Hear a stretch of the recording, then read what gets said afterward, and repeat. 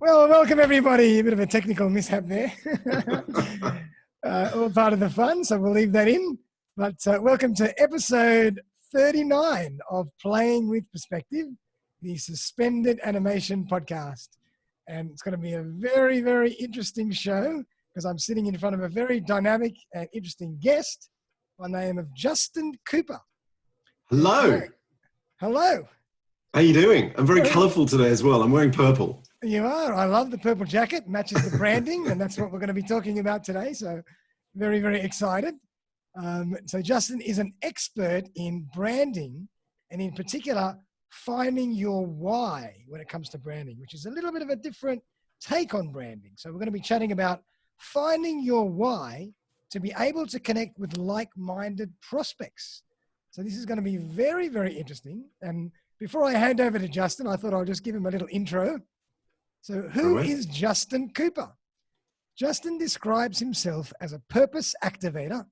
He believes that when you explain the true purpose of your business or brand, you make a deeper connection with your audience. This attracts customers and employees who get you, value you, and are far more loyal to you. Justin started his career in marketing 30 years ago and is the author of Marketing is Dead, Long Live Purposing, a book which describes a radical approach to defining the why of a business and connecting it to brand uniqueness and authentic communications. And I love how he's showing us the book in the background there.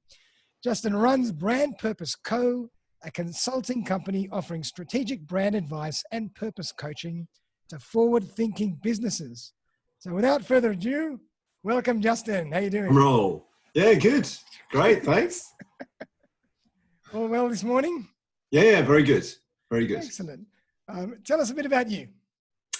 Well, you've done the intro. So background in marketing, started my career in FMCG, which for the uninitiated stands for fast moving consumer goods, Great. Which is your classic supermarket products that are well advertised, quite often quite boring, but you have to make them exciting. Yep. So that was my intro, storytelling. Gotcha. All about building an image for a brand. And so I did that for 25 years, then hit a bit of a brick wall and realized that what we were doing, we were going about it the wrong way. You know, it's not about creating an image so much as discovering what we're about, what we stand for, and then transforming that into a story about how you help people. Gotcha. And that applies to whether you run a business to business or a business to consumer brand. Today, people are looking for authenticity. So that was where I started getting purple. Yep. And realizing, because purple stands for purpose, and realizing that purpose really needs to be at the center of your brand and the center of your business. Gotcha. And more people are opening up to that. Even Larry Fink, you know, the head of arguably the world's biggest shadow bank, BlackRock, yeah. He's come out and said a couple of years ago that unless your business has a clear purpose, you're communicating it, you put it through your business, and you connect it with your people, you're going to fail. And if Larry says it, it's a thing.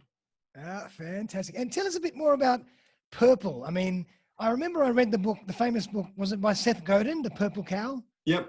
Did he get that purple from the same philosophy of purple is purpose, or is that something totally different? No, well, his was random. So he was apparently driving through some country area where it was like cow upon cow upon cow. Right.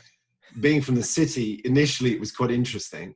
And I think as a kid, he went, you know what? The only thing that would really get interesting right now is if I saw a purple cow. Right. So for him, it was all about uniqueness. Gotcha. For me, purple is, being kind of a spiritual guy as well as a branding guy. Yep. Purple is like the third eye, which is all about intuition. Okay. And so when you're intuitive and you can understand the deeper reason why, that's really coming from that area of your body, which is the third eye up here. Yep. Those people that are clairvoyant, they can see that as purple. Right. So, you know, there's this kind of a spiritual connection, but I think on a kind of a level point of view, it's fun. Purple is a color that attracts. It makes a statement. I've even got a purple hat here. I love it. Which inspires me every day. And the purple hat really is about putting your thinking hat on it and being on purpose.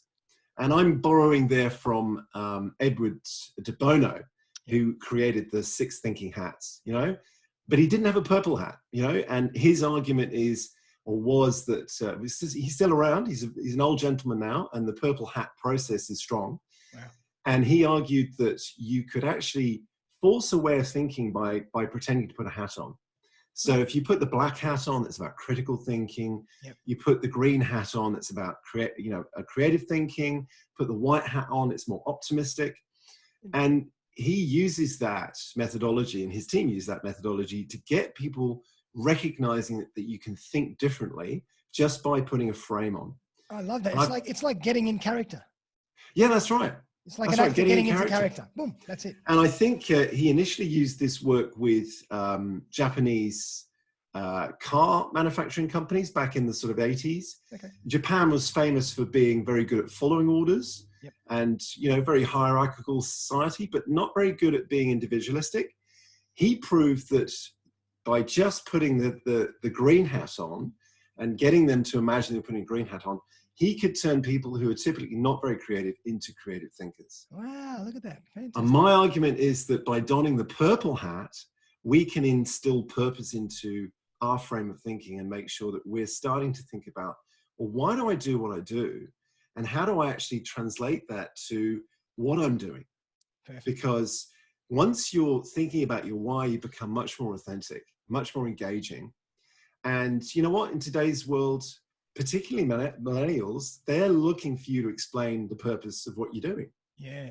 It wasn't relevant 20 years ago, but now, boy, it's so relevant. They keep asking why. So why are you doing that? Yeah. Why have you decided to build your factory where you did? Why are you employing these people? Why are you paying a pittance to your workers in Bangladesh? That's right. These kind of questions are really calling to account businesses. Yep. So unless you've got your why sorted out, you potentially come undone.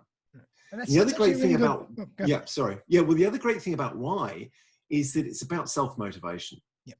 So it doesn't matter whether you're running a small business. I work with micro businesses, but I've also worked with larger businesses with staff. If you're the leader of that business, you have some doubts and fears that creep in on a day-to-day basis, right? You've got a lot of pressure. How do I get the numbers? How do I get new clients? So reminding yourself of the higher purpose, the bigger picture behind that, your bigger why, is a really strong self-motivator. So it gets you fired up. And when you're fired up, people around you going, well, I don't know what you're smoking, but I want some of it. Exactly. It really inspires your people to really go further. So there's a productivity element to it as well. Not just you as an individual, but the people you work with. Awesome. They kind of, and it's very important that they attach their purpose to your purpose. If you've got a team, right, everyone's got their own reason for doing the work they do. And when you go to work for someone, you're kind of suspending that, but there has to be enough in it for you to go, I really want to work for that person. So by defining your why, you're already giving them a reason to give their all. Gotcha. Because there's a bigger reason beyond just making a profit so that you can pay them a salary. Yeah. It's like, no, there's a bigger picture behind this. We're doing this because we want to change people's lives. That's right. And it doesn't matter whether you're running a bakery or whether you're running a not-for-profit to resolve blindness in the third world. If there's a bigger reason, people will get it and they'll try harder. And also from a customer perspective, the right customers are going to get you. Gotcha. It's a trust thing. Yep. And you mentioned earlier, I loved when you said your story, because everybody now, when you talk to marketers and branders, storytelling is the biggest thing. Everybody's talking about you have to have a story. But thinking out loud while I'm listening to you, your story doesn't necessarily give you your why, does it? It substantiates your why in a way. It's not your why. It's the story behind your why. Yeah, I would argue unless you worked out your why, whose story are you telling? That's true. Because most of us will refer to other players in the market. We'll refer to our customers, and we'll seek inspiration from them to work out what we should be saying. Yes. Now, that's old-fashioned marketing. Yeah. And that's why in my book, I talk about marketing being dead. Yes. Traditional marketing, and the one that I learned at university in the 80s, I did a marketing degree, and then was taught by some of the best people in, like I say, in FMCG. That was all about asking the customer what they want, doing some research, looking at what the competitors are doing, and then creating a brand that stood out. Perfect. New way of marketing, which I term purposing, is about working out why are you here?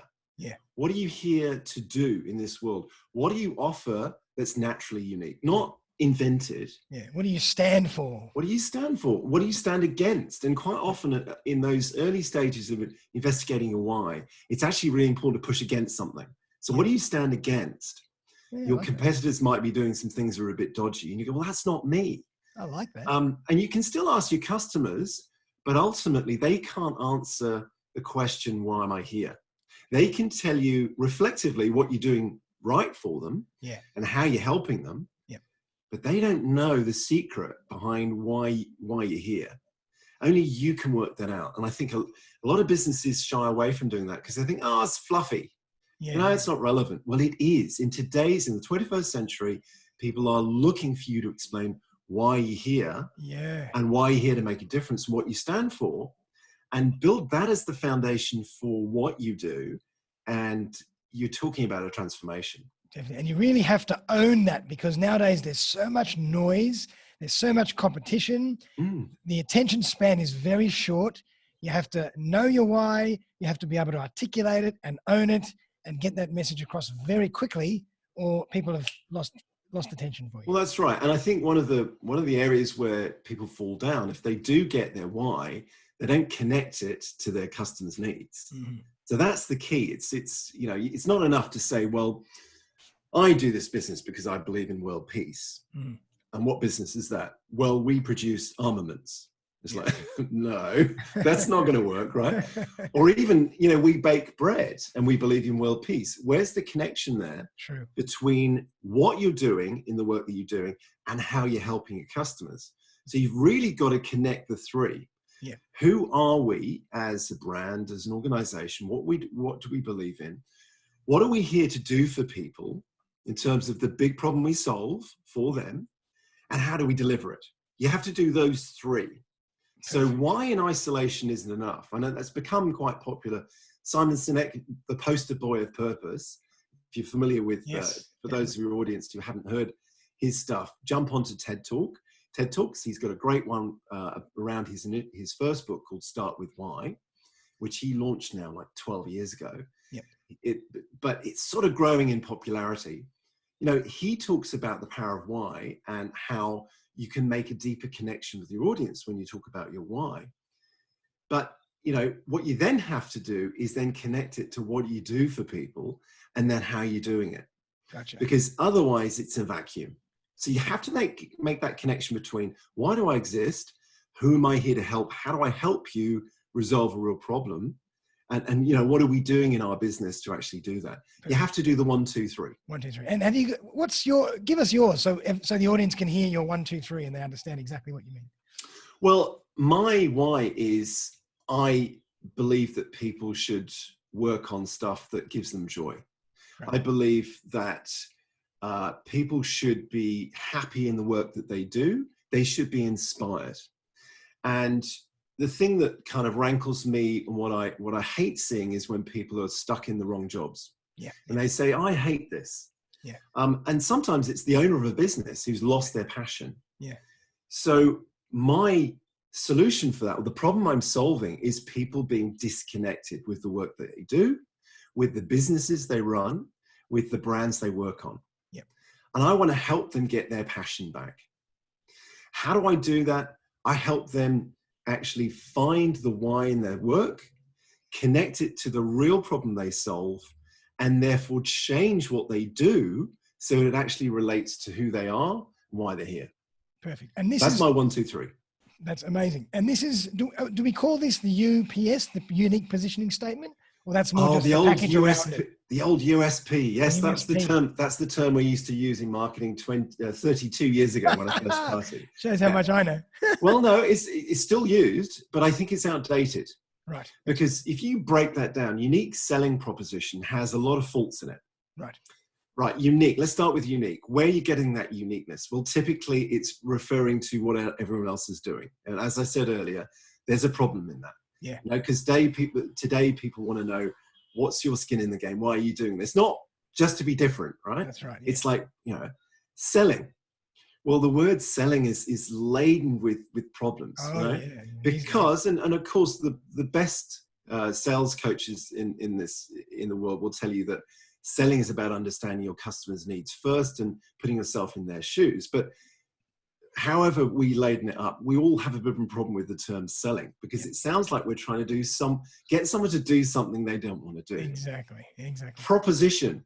I'm proposing something. It's kind of rational, right? Yeah. It's like, it's detached from the emotion.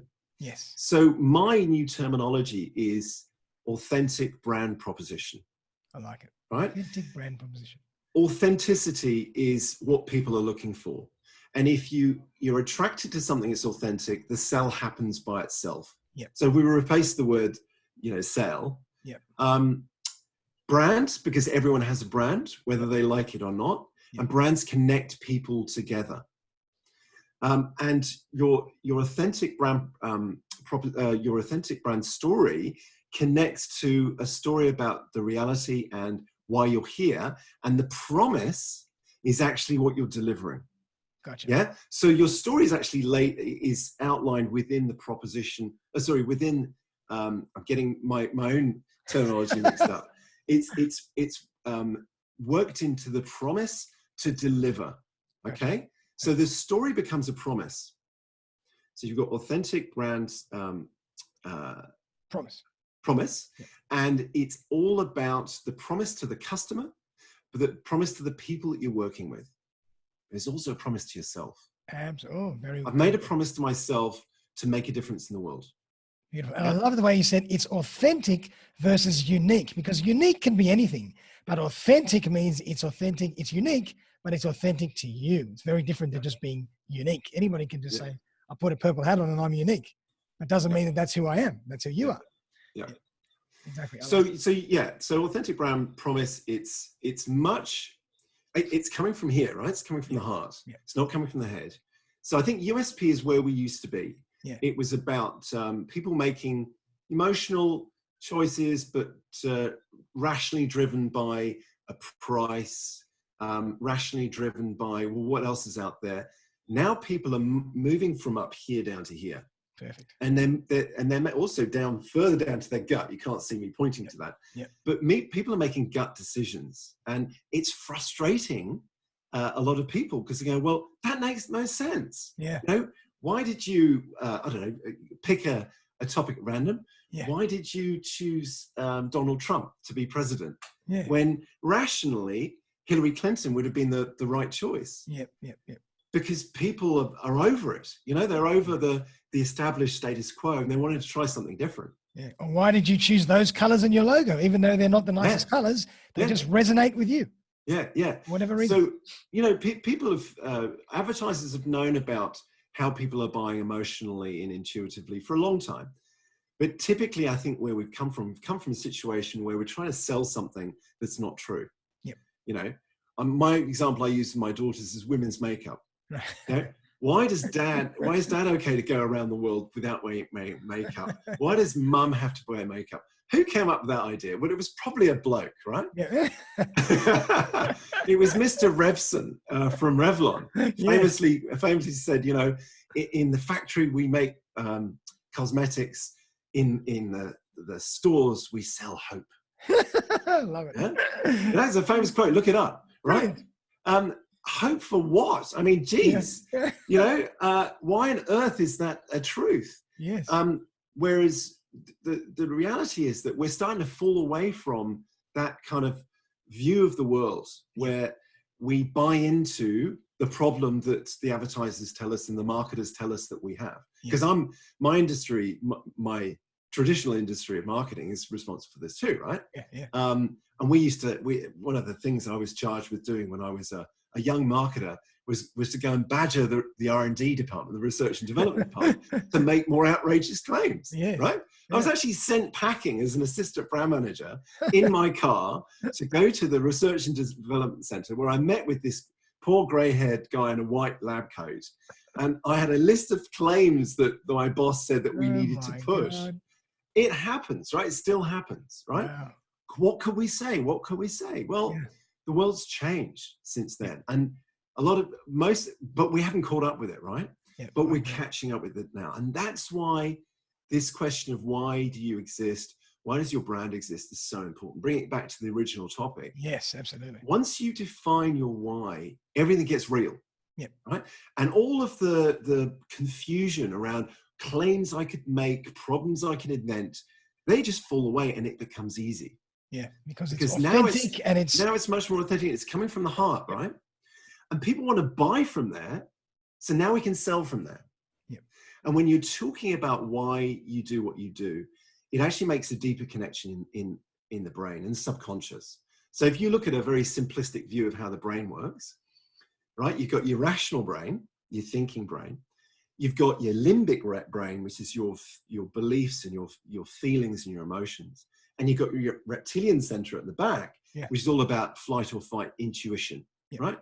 I know instantly if this feels right or not. Yes, no. Right.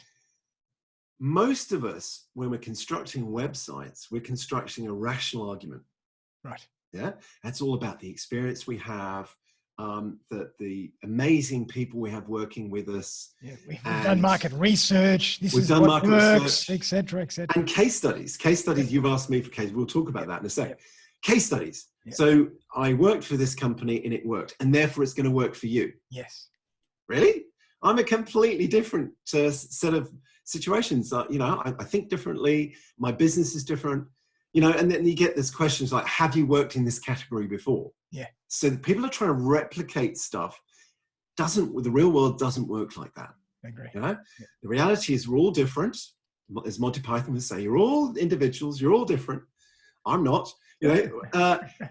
So therefore, it's going to work differently for different people, different categories, different brands. Definitely, and you'll resonate with your audience wherever they are, whoever they are. Yeah.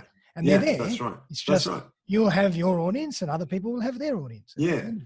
So constructing a rational argument is not going to work in this day and age. So we're tending to overthink how we market ourselves. What we actually need to do is step back and really get a better understanding of what we stand for, because when we communicate our why, guess what? It lands in the limbic. Yeah. So as we're sitting there and we're clicking across websites, there are a couple of questions going on. Whether we like it or not, our subconscious is processing two questions. Perfect. Yep. Can I trust this person? And have they got something that will solve a real problem I have? Gotcha. That's actually what's going on inside our brains. The only way to answer those two questions is to explain why we do what we do, which, can I trust this person? There's a connection there. Yep. So you have to talk about what you believe in. Yep. Yeah, what you stand for. Definitely. And does this organization have something that will solve a real problem in my life? Yep. That's the reptilian center. Gotcha. And all of that's going on subconsciously. So unless you've got that within your marketing, within your selling, already communicated, you're really not going to connect with the right customers. Perfect. So explaining your why connects with like-minded people, because they instantly know, can I trust this person? And are they going to help me? Love it. Love it. And all of that goes on behind your rational brain. Yep. As an automatic program. It's all automatic. It's the subconscious. That's what's happening in your subconscious. Gotcha. So once we understand how people actually buy, and we understand that we've moved from a world where image for brand was paramount to authenticity being paramount. Definitely. Once you get that frame, now you're selling and marketing in a quite a different way. Perfect. And I'd love to ask you this question now, because I love, that sounds fascinating, but how do you actually work with people to allow them to come up with that why and access that subconscious part of them? That's the tricky part. Well, I'm glad you asked that. This wasn't a planted question at all. Look, as I said to you and the audience that doesn't necessarily know this, I did some research into this. For years, I would ask rational questions of my customers to get to their why. Right. So I've been running a marketing consultancy now for 16 years. Wow. And prior to that, my real area of interest was developing brand stories. When I worked in the wine industry and I worked for the entertainment industry, that was always what I was interested in, the psychology of branding. Yeah, me too. Because I always knew that if you could tell the right story, people would connect. Yep. So I got really good at something that's called layering. Okay. Psychologists use this. Layering. And that is asking one question, then answering another question, which asks the same question slightly differently. Then you ask another question, which is asking the question slightly differently. And you keep going down and down and down. And you will start to uncover some good intel doing that, doing that process. Interesting. But there were two problems for me with this. Firstly, it didn't ever go deep enough. Right. And secondly, the answers I was getting, I didn't really trust. Right. Because what I found doing a bit of research on how the human brain worked, this is back about 8 years ago when I launched my first course using the methodology I'm about to explain. I discovered that the rational brain can't process that question why. There's like a firewall that sits between the rational brain here and the subconscious. Right. So you ask that question why, it goes, does not compute. So what you do is you answer how you think the interviewer would like me to answer. You do this automatically without thinking. Right. Or how would my parents answer that question? Or how would a guru or a mentor that I work with, how would they answer the question? Because I don't know how to answer the question, right? So you're getting some intel, but I think it's flawed. And so what I essentially did was connect my interest in meditation with marketing. Because I'd already been studying meditation as an offline practice. Yep. And I knew that it could really get some answers from a deeper perspective. And I thought to myself, well, shit, why don't I just connect these two? Yeah. So that's how I do it now. I do short, what I call visualizations. They're not transcendental meditations that go on for 2 weeks or an hour, all right? Because I was having this conversation with a deep meditator the other day, and they said, okay, well, it's useful, but it's not really deep, right? No, it's not. It's not designed to be. Right. But what I've discovered over the last 8 years doing with this exercise with something like 250 clients now, across a range of categories from larger businesses to micro businesses, is that it gets people to answer questions within 15 minutes of listening to these recordings I do. Wow. They then answer from a deeper place. And so what we're actually doing is getting some of the truthful answers about why I do what I do. Why am I really unique? We're actually accessing this from a deeper place.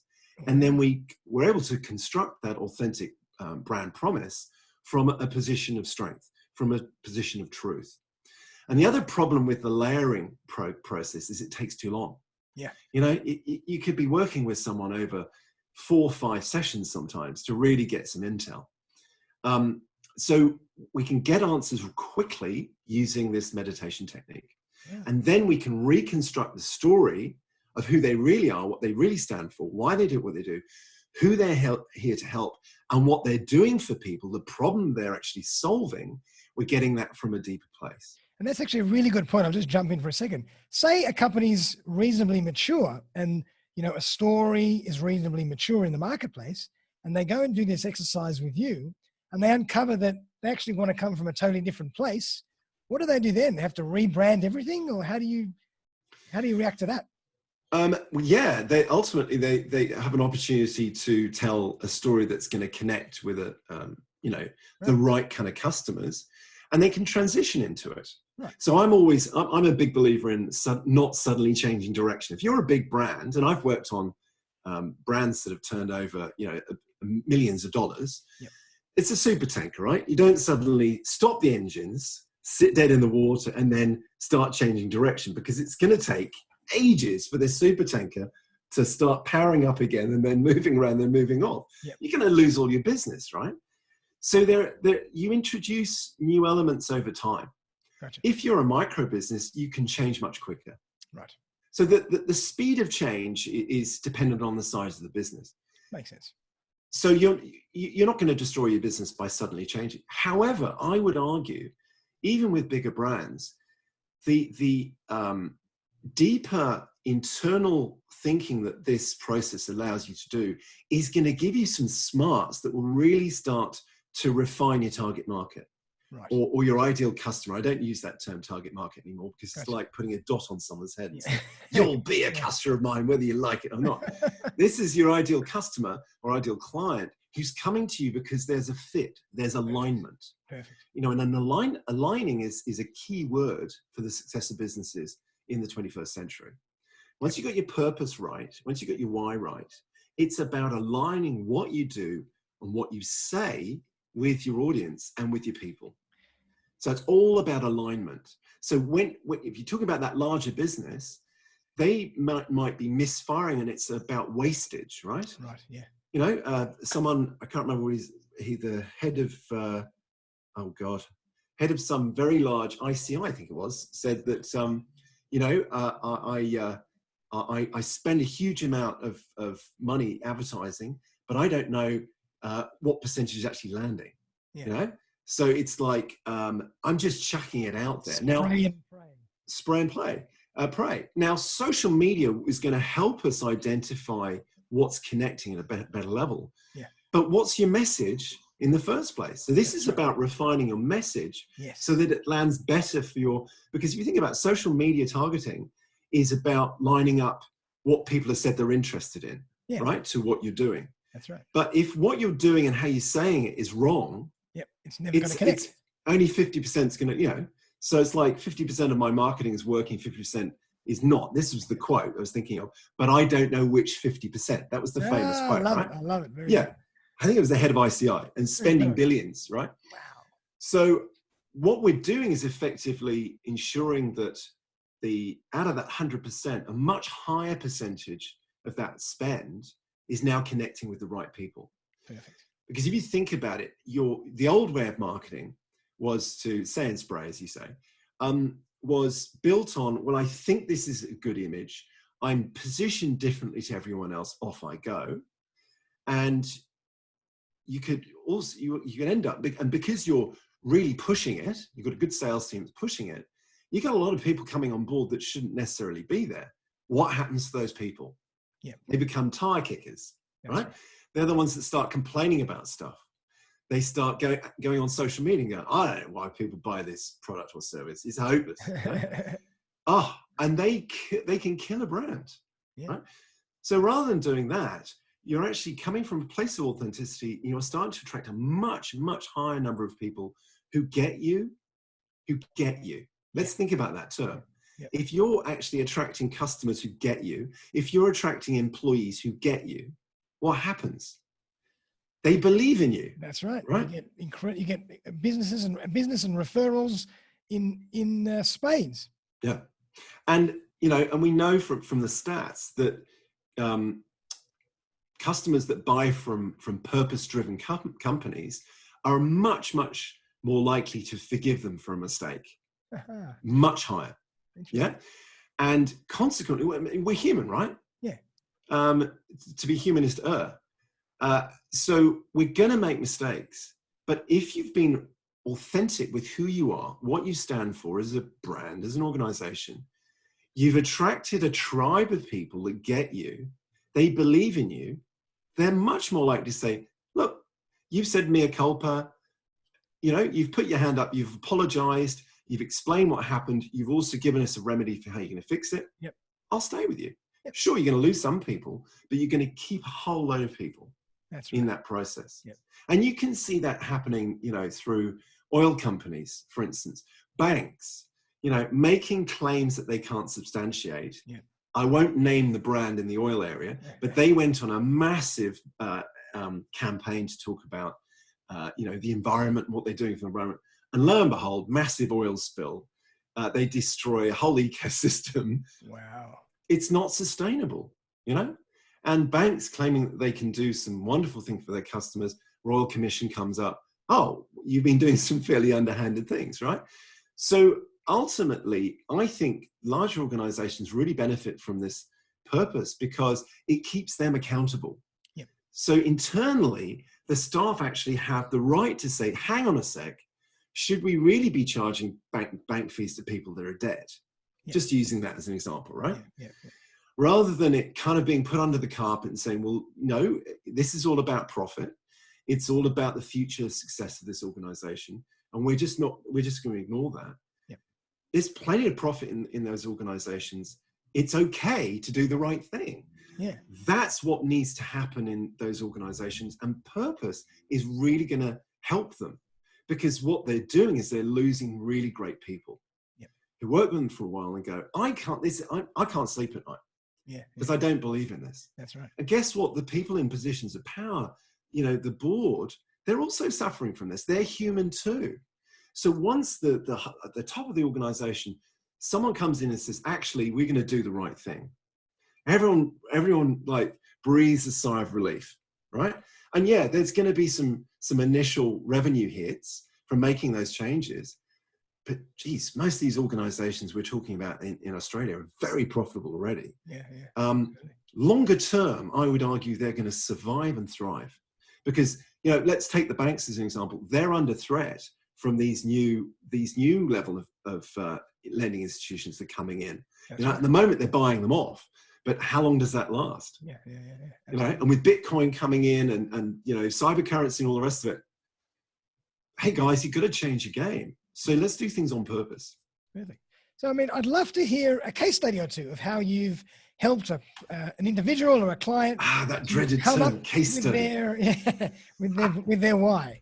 All right. Well, I worked recently with a property development company called Trinity Constructions. Okay. And they were looking to crack into a new area of the market for them, which is a residential apartment. They've done quite large buildings around New South Wales and Queensland in the past. And they wanted to create something to honor the memory of the owner's sister, who sadly passed away a couple of years ago. And in conversation with them, they really wanted to do something a little bit more special.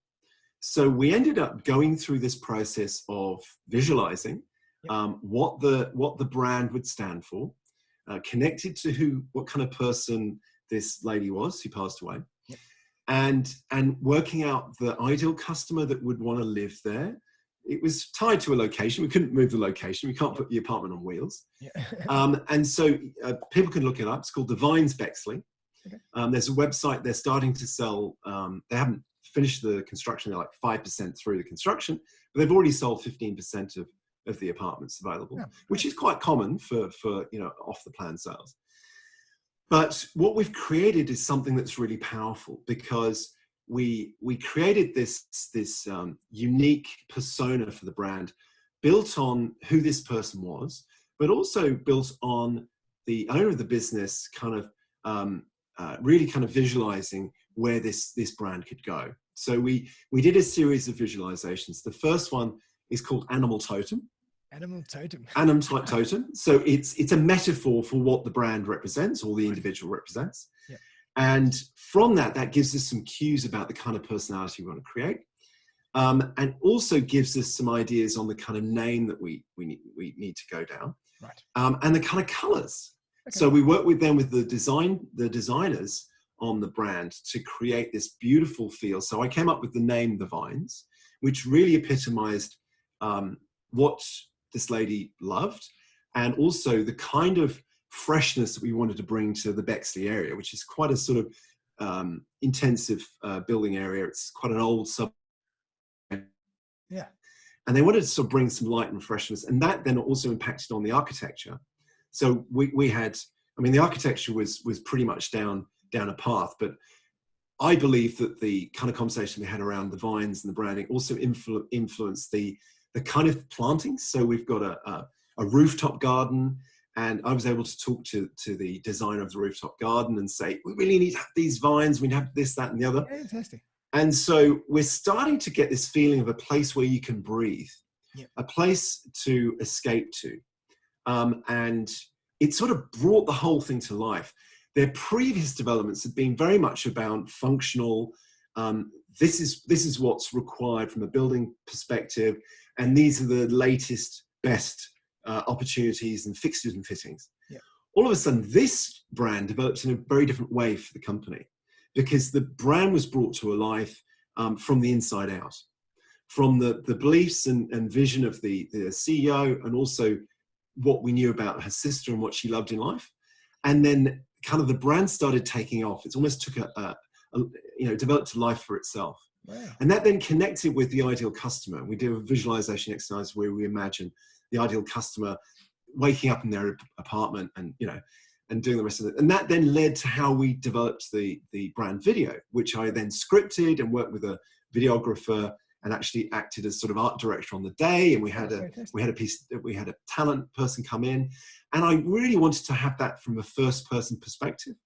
And initially the organization said, oh no, that's a bit too far for us. It's a bit too out there. But they put it out to some of their potential investors, and they loved the idea. Great. So we actually had a member of the family, it's a family-owned business, come in and act as the person who's waking up and visualizing her day. And then we took the camera through the streets of Bexley to the parks, to the outdoor areas, to the local shops and stuff. I feel like I want to move there now, because it's connecting with me subconsciously. I love that. It's such a great image and a great, it stirs up the right emotions. Yeah. Now, look, any agency worth their salt could do a similar thing. Yeah. But the fact of the matter was, this was coming from a different space, right? It was coming from a subconscious space that really honored who that person was, who the business or the brand was designed to honor. And then it was also then came out to the society and the people in the area and what they want. And, we went and filmed in some cafes to help put the video together, and also to do some montage for the website. And, we talked to people about the thing we were creating. They loved the idea. It's like, it's a breath of fresh air in an area. And we're starting to see some really kind of funky cafes starting up. So this apartment development is really, it's really going to add to that and really add to the area. Fantastic. And I mean, I just love that. Just the name already speaks to me, the Vine. It's fantastic. Love it. Yeah. Brilliant. And it just goes to show you that when you do this initially properly, it drives all the rest of your strategy and your campaign, even to the execution of your promotion and your video and everything, because the message is congruent with your initial why. Yeah. And the why for the Vines in Bexley is to provide a breath of fresh air for people living in the suburbs. But then everything has to align. That's why I say conversations with the designer, the landscape designer. Look, a lot of that stuff was well down the road, but then they were looking at tweaking stuff, and maybe we could pull this back. And I was going, no, you can't pull back, because this is the promise we've made. It comes back to that authentic brand promise. This is the promise we've made to ourselves as an organization to develop something different. Part of their plan is to move themselves from a tier 3 developer to a tier 2 developer, right? But to do that, they have to have really good quality products. So they bought into that. They said, yeah, you're right. So the promise to ourselves is we want to change as an organization. We want to actually develop developments with heart. Right, that's number one. And the promise to the community was we're actually going to develop something that's different, that people are going to. They've also got shops, right, that are going to go underneath the development. And what shops should those be? Lots of conversation around that. Lots of pushback from me in terms of some of the suggestions I said, no, please, that's the wrong connection. You don't have to do that. You can do this. So, in that sense, working with their marketing director, I was a sort of a brand ambassador to make sure that this stuff, really flows through. And that's the answer. How do you, after you've defined your why, what happens? Well, then you flow it through everything you say and everything. You find your why, but then you have to maintain it. Correct. As soon as you go off script or off brand That's or off right. why, everything falls apart. Yeah. So that's an example of a, you probably don't have time for another one, but I've also done this with smaller organizations, individual businesses, and the light comes on in their eyes, and solopreneurs. I love it. That's, I'll tell you a short story. I worked with an optometrist who'd lost his love of what he was doing. Right, yeah. And he kind of connected it back to, well, my dad was an optometrist before me, and I kind of fell into it.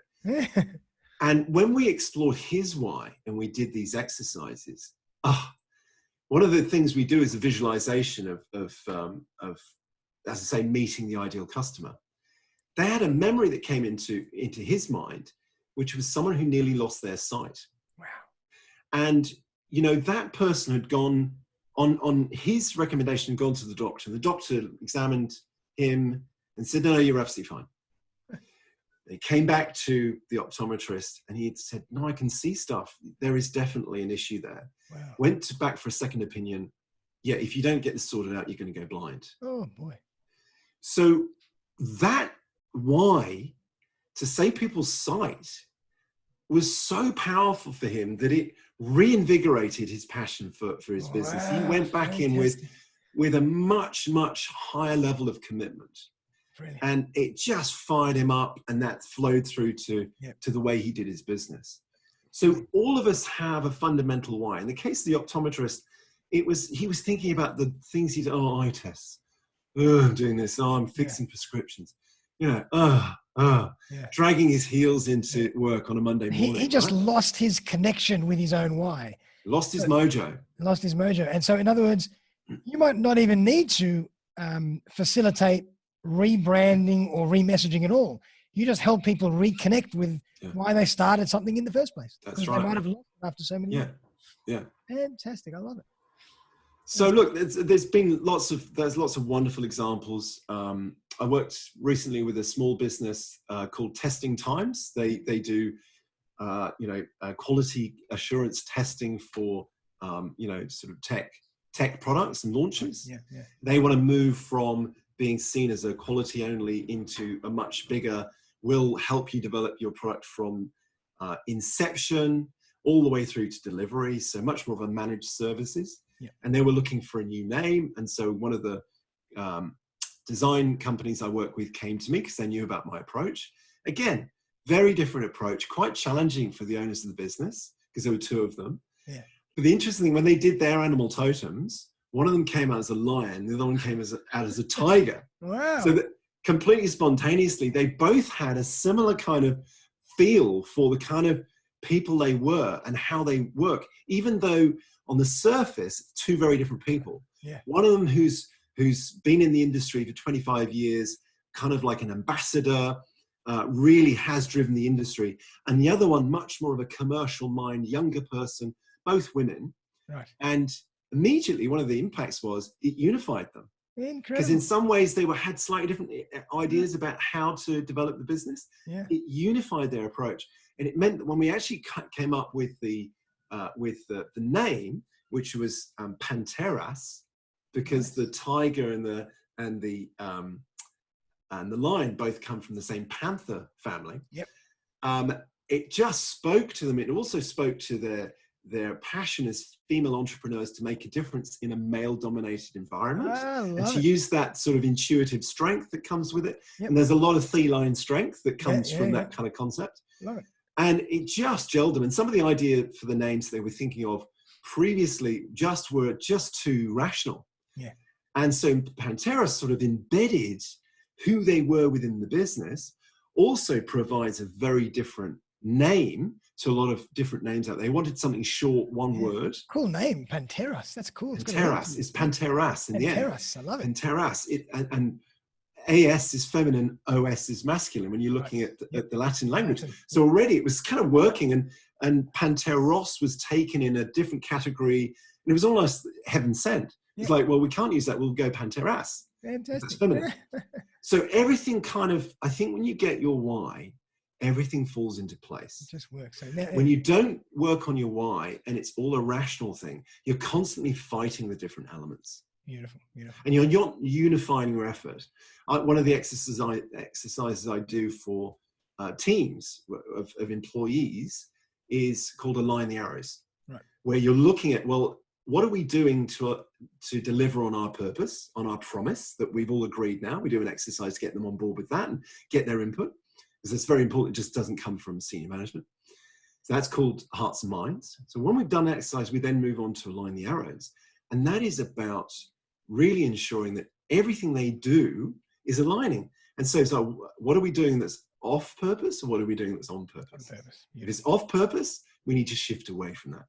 Love it. If it's And on it's all purpose, very metaphysical. This is very spiritual and metaphysical in its ethos, really, which is what I love. Well, it is. I mean, and it came from my desire to align people with what they were doing and get them, you know, back to my purpose, getting people to love what they do. Yeah. And there's so much business research to support that. There was a great book called Love Marks, launched in 2001. I think you're familiar with that book, aren't you? You heard that one? No. Okay. Well, Love Marks was essentially about, if people love brands, they'll pay more for it. Oh, if they love brands, they'll stay with them longer. Yep. And out of that was spawned a wonderful book called Firms of Endearment, I think around about 2007. And that basically took the idea of, if you love a brand, to, if you love a business, you'll want to work with it. Ah, gotcha. And, you know, all of these things, and what they ended up doing was measuring the performance of purpose-driven companies versus those that didn't have a clearly defined purpose or didn't articulate it. Yep.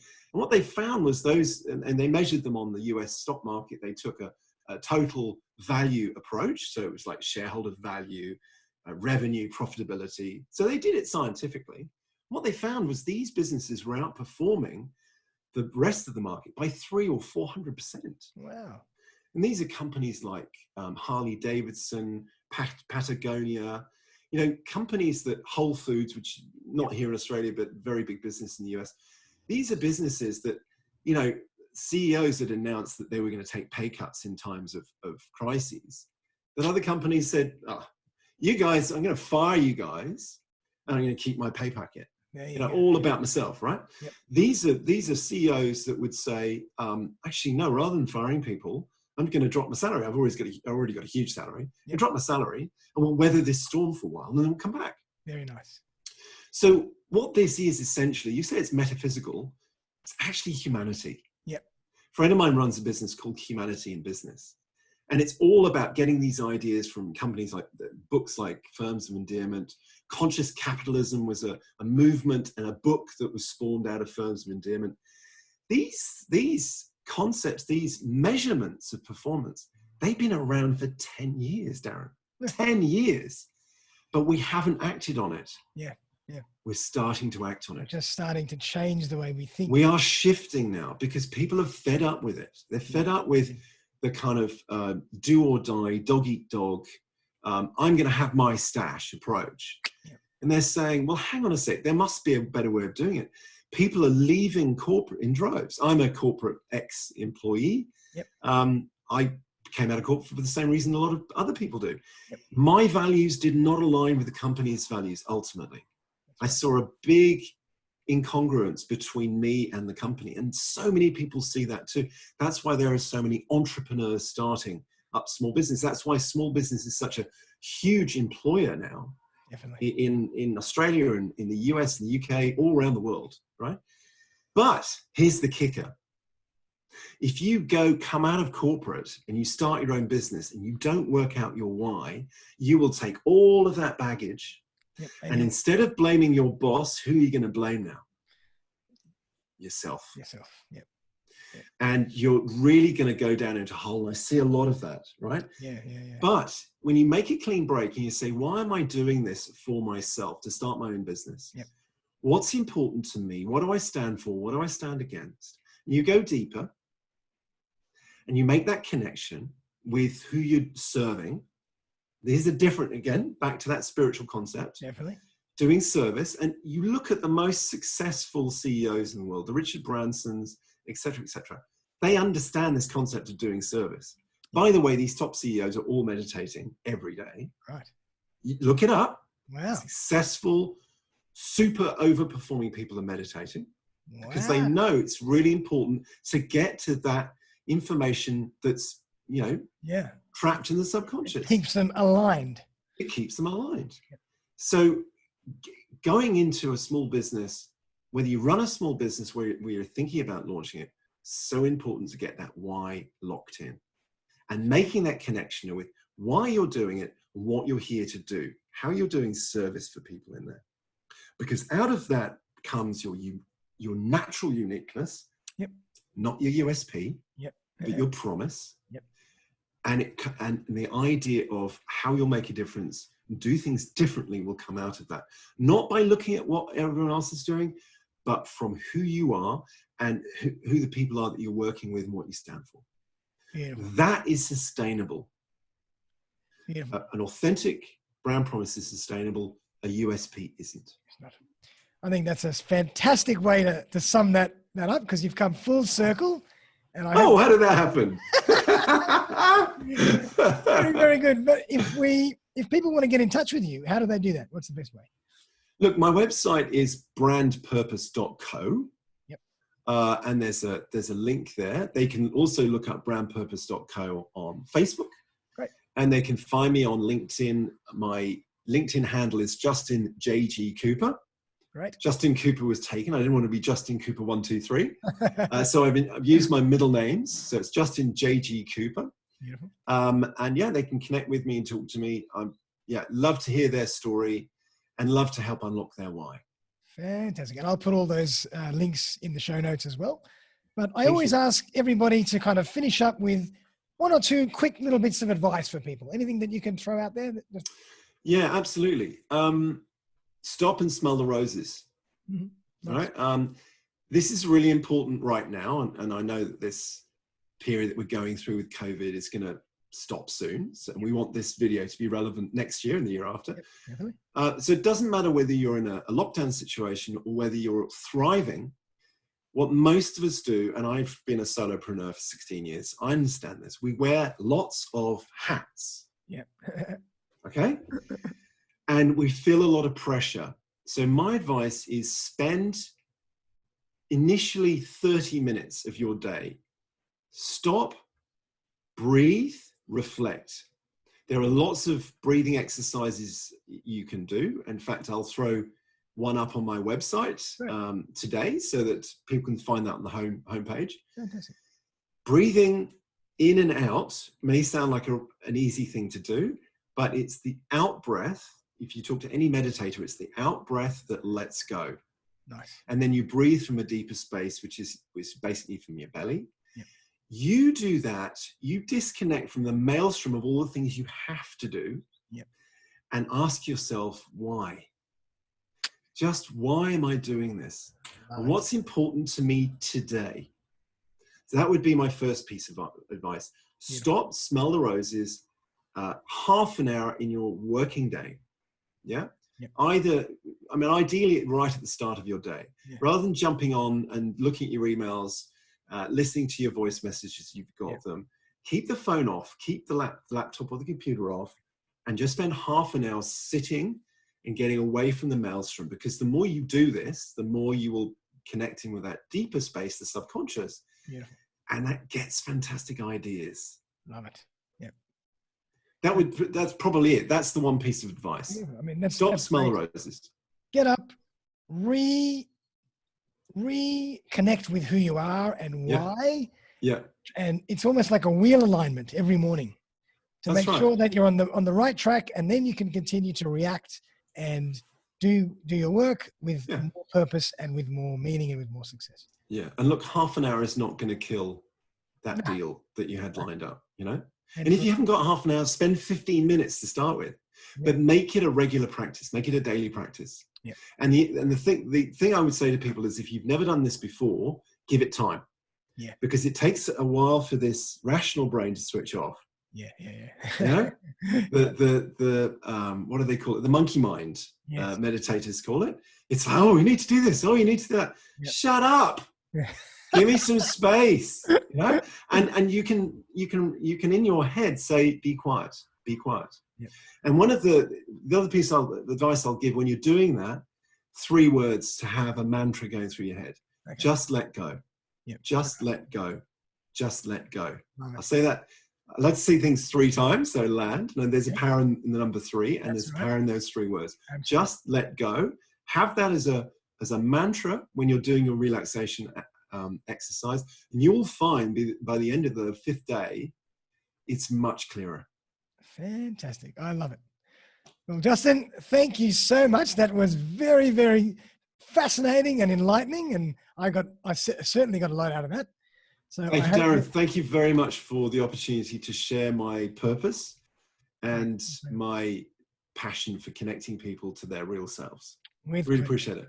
Anybody's looking to either set up a company and set up their business and understand their why before they go out and start moving or working on the rest of the process, or if you might have been working for so many years and you just lost your way a little bit, Justin is a fantastic person to talk to because he can realign you with who you really are. I think that's, even if you're running teams and you want to get that coherence and that alignment happening. Beautiful. Yep. This is a great way of doing that. Fantastic. So Justin, thanks again. And Darren, my pleasure. And I hope that the viewers and the audience loads of value, and appreciate you being on the show. And we'll be back very, very soon for another episode. Awesome. Keep it purple. Keep it purple. Bye for now. Bye for now.